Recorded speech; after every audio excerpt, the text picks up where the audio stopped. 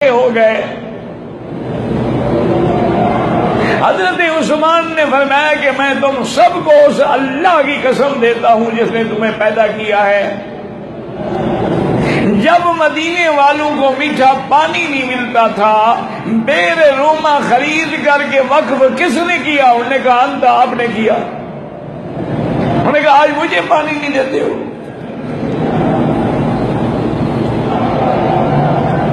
حضرت عثمان نے فرمایا کہ جب مسجد نبوی تنگ ہو گئی تو زمین خرید کے دینے والا کون تھا؟ انہوں نے کہا انت، آپ تھے۔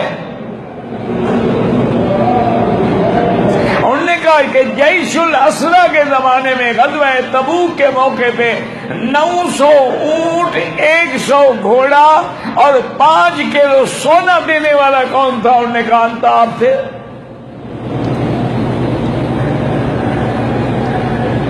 انہوں نے کہا حضور کی 2 بیٹیاں کس کے گھر میں ہیں؟ انہوں نے کہا آپ تھے۔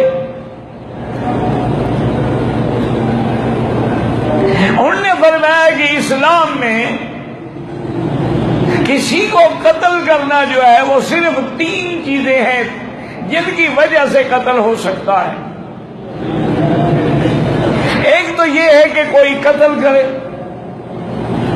اس کو قصاص میں قتل کیا جائے، اور ایک یہ ہے کہ کوئی بوڑھا ہو، شادی شدہ ہو اور پھر زنا کرے، اس کو بھی قتل کیا جاتا ہے، اور ایک یہ ہے کہ جو دین اسلام کو چھوڑ کے مرتد ہو جائے، اس کو بھی قتل کیا جاتا ہے۔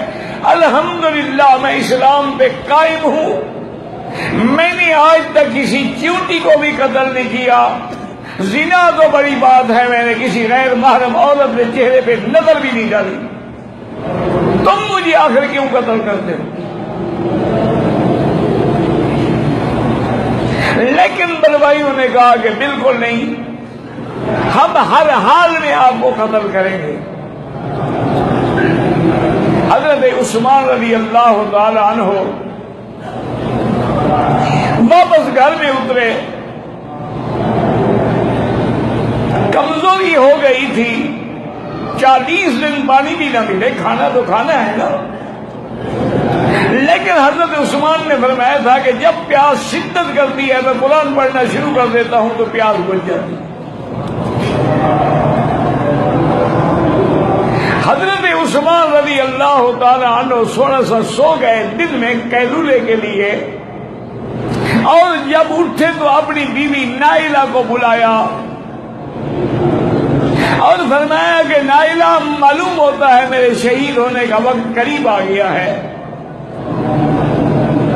آج میں نے خواب میں دیکھا کہ حضور صلی اللہ علیہ وسلم، ابو بکر اور عمر بیٹھے ہیں، اور حضور نے فرمایا کہ عثمان ہم تو تیری انتظار میں ہیں، آج افطار ہمارے ساتھ کرو۔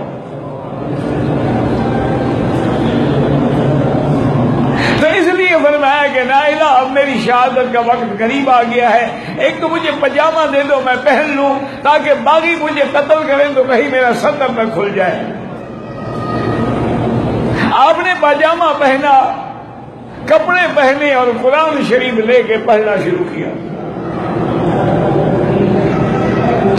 اور اللہ تبارک و تعالیٰ کی شان ہے کہ بلوائیوں نے دیوار کے پچھلے حصے سے کود کے اندر آئے اور ایک ظالم نے لوہے کی لٹھ ماری حضرت عثمان کے سر پہ، اور اس کا خون کا فوارہ جو نکلا اسی آیت پہ فَسَيَكْفِيكَهُمُ اللَّهُ وَهُوَ السَّمِيعُ الْعَلِيمُ۔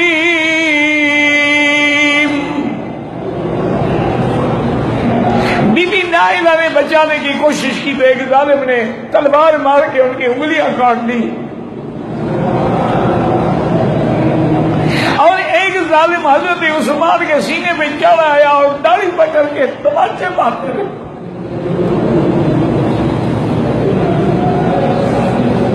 جب اس نے تھپڑ مارا تو بی بی نائلہ نے بددعا کی، فرمایا اللہ تیرے ہاتھ کو خشک کر دے، اور اللہ تجھے لولا لنگڑا اندھا کر دے، اور اللہ تیری مغفرت کبھی نہ کرے۔ حضرت عثمان حالت میں قرآن پڑھتے پڑھتے شہید ہو گئے، روح نکل گئی، لیکن ظالموں نے پھر بھی سینے میں چڑھ کے کودتے رہے، آپ کی پسلیاں ٹوٹ گئی۔ اور آج مظلوم عثمان کو جنازہ نہیں اٹھانے دیتے، 2 دن بغیر جنازے کے آپ اپنے مکان میں رہے۔ حضرت علی نے صحابہ کو اکٹھا کیا کہ یہ کتنا بڑا ظلم ہے کہ حضرت عثمان کا تجہیز و تکفین بھی نہ ہو۔ انہوں نے بڑی قوت کے ساتھ رات کو حضرت عثمان کو گھر سے نکالا، اور لالٹین لیے ہوئے بی بی نائلہ آگے چل رہی تھی کہ شاید بلوائی جو ہے وہ عورت کا حیا کریں، اور بڑی مشکل سے صرف 18 آدمیوں نے حضرت عثمان کا جنازہ پڑھا، جن میں امامت کرنے والے حضرت جبیر بن مطعم تھے، اور جنت البقیع کے آخری کنارے پہ حضرت کو دفن کیا گیا۔ اور صحابہ نے کئی دن تک آپ کی قبر پر بھی نگرانی رکھی کہ کہیں بدبخت جو ہے وہ قبر سے نکال کے بھی حضرت عثمان کی بے حرمتی نہ کرے۔ حضرت محمد ابن سیرین فرماتے ہیں کہ میں طواف کر رہا تھا،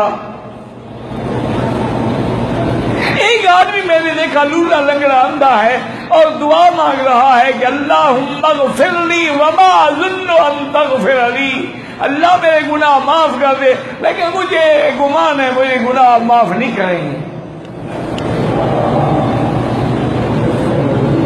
محمد ابن سیرین کہتے ہیں میں نے ایسی دعا سن کے حیران ہوا،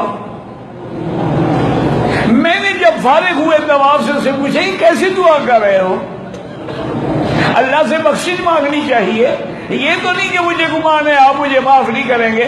اور نے کہا کہ محمد ابن سیرین میں وہ بدبخت ہوں جس نے عثمان کو تھپڑ مارا تھا۔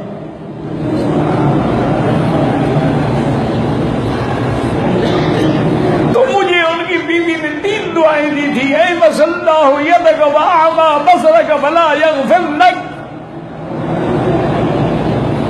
انہوں نے 3 دعائیں دی تھی کہ اللہ تیرے اس ہاتھ کو خشک کر دے، اور اللہ تجھے اندھا کر دے، اور اللہ تیری کبھی مغفرت نہ کرے۔ یہ دیکھو میرا ہاتھ لکڑی کی طرح ہو گیا، وہ دعا بھی لگ گئی، میں اندھا بھی ہو گیا، یہ بھی لگ گئی، اب تیسری کا بھی مجھے یقین ہے کہ مجھے خدا معاف نہیں کرے گا۔